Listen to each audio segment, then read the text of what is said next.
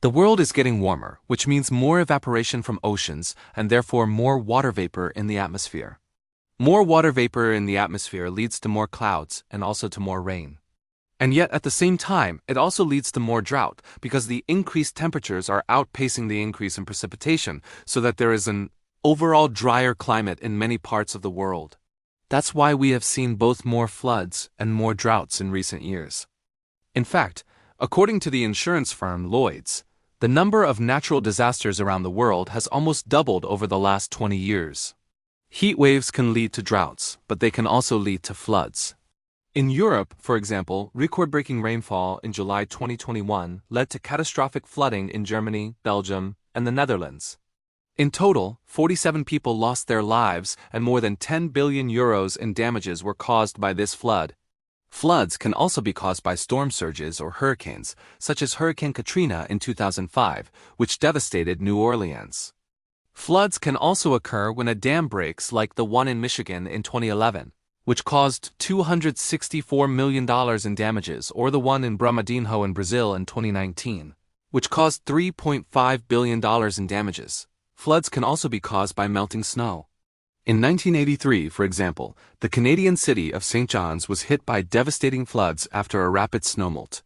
Drought, on the other hand, can lead to wildfires like the ones in Greece in 2021, which destroyed 10,000 hectares of forest, or the ones in California in 2020, which destroyed 4.2 million hectares of land. Droughts can also affect water resources like the Colorado River in the western United States and Mexico, which has been subject to a mega-drought since 2000. The mega-drought has led to the lowest water levels ever recorded in Lake Mead, which provides water to 25 million people in 7 states. It has also led to water restrictions and even water rationing in some areas. Droughts can also affect agriculture, leading to crop failures and food shortages. For example, the ongoing drought in the Horn of Africa is threatening to cause a famine in the region, which is already facing a humanitarian crisis due to the conflict in Ukraine, which has led to a global shortage of wheat. And the one before that in 2011, which led to severe food shortages in the United States. So as you can see, extreme weather events such as floods and droughts have a wide range of causes and consequences. And they are becoming more frequent and more intense due to global warming. But there is still time to act and to mitigate the worst effects of climate change. In this video, I will talk about how global warming is increasing floods, droughts, and heat waves, and how these extreme weather events are affecting agriculture. I will also talk about what we can do to adapt to these changes and to build more resilient agricultural systems. So let's get started. Let's first talk about floods. As I mentioned earlier, floods are caused by several factors, including heavy rainfall, storm surges, melting snow, and the breaking of dams. Global warming is making all of these factors more likely to occur. For example, rising temperatures lead to more evaporation from oceans and therefore more water vapor in the atmosphere. More water vapor in the atmosphere leads to more clouds and also to more rain. However, at the same time, it also leads to more drought because the increased temperatures are outpacing the increase in precipitation, so that there is an overall drier climate in many parts of the world. That's why we have seen both more floods and more droughts in recent years. To illustrate this point, let's look at some data. According to the National Oceanic and Atmospheric Administration, or NOAA, the global average temperature in 2021 was 14.9 degrees Celsius, which is 0.85 degrees above the 20th century average. This was the 6th warmest year on record. At the same time, the amount of precipitation fell 9% below average. This means that even though there was more water vapor in the atmosphere, which should have led to more rain, the overall amount of precipitation was lower than average. This is because the higher temperatures were causing more water to evaporate from the soil and from the oceans, leaving less water available for precipitation. What does this mean for agriculture? Well, let's take the example of rice. Rice is a cereal that needs a lot of water to grow. In fact, it is one of the crops that consumes the most water in the world. According to the Food and Agriculture Organization, or FAO, rice requires about 2,500 to 3,000 millimeters of water per hectare per year. If there is not enough water available, rice plants will die or produce much less grain. This can lead to food shortages and price increases. Now let's talk about droughts. As I mentioned earlier, droughts can be caused by high temperatures, low precipitation, and high rates of water extraction. Global warming is making all of these factors more likely to occur. For example, higher temperatures lead to more evaporation from the soil and from the oceans, leaving less water available for plants to consume. Higher temperatures also lead to more water being extracted from groundwater reserves, as people try to compensate for the lack of rainfall. According to the World Meteorological Organization, or WMO, more than 1.7 billion people worldwide are currently affected by water scarcity. This is 23% of the world's population. In some regions, such as the Middle East and North Africa, more than 75% of the population is affected by water scarcity. This situation is expected to worsen as global warming continues. The impact of drought on agriculture is devastating. Plants need water to grow and produce food. Without enough water, plants will die or produce much less food. This can lead to food shortages and price increases.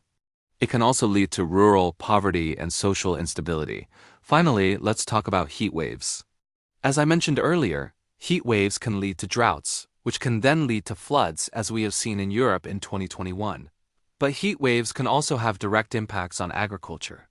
High temperatures can damage crops and reduce yields.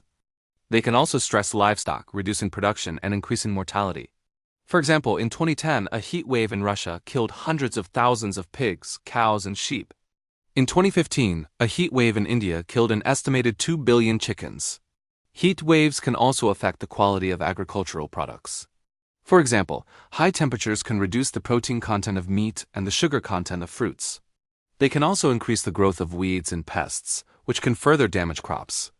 So as you can see, extreme weather events such as floods, droughts, and heat waves have a wide range of causes and consequences. And they are becoming more frequent and more intense due to global warming. But there is still time to act and to mitigate the worst effects of climate change. We can start by reducing our greenhouse gas emissions. This is the main driver of global warming, and we need to do everything we can to slow it down. We can also invest in renewable energy sources such as solar and wind power.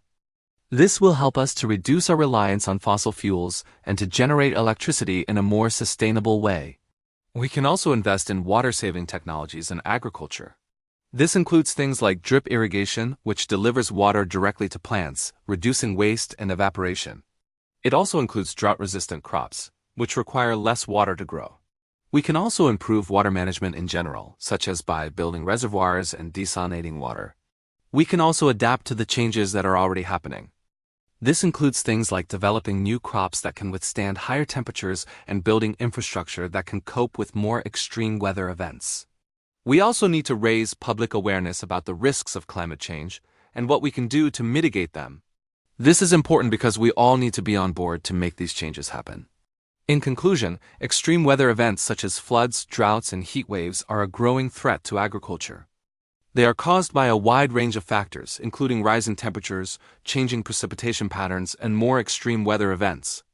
These events can have devastating impacts on crops, livestock, and the quality of agricultural products.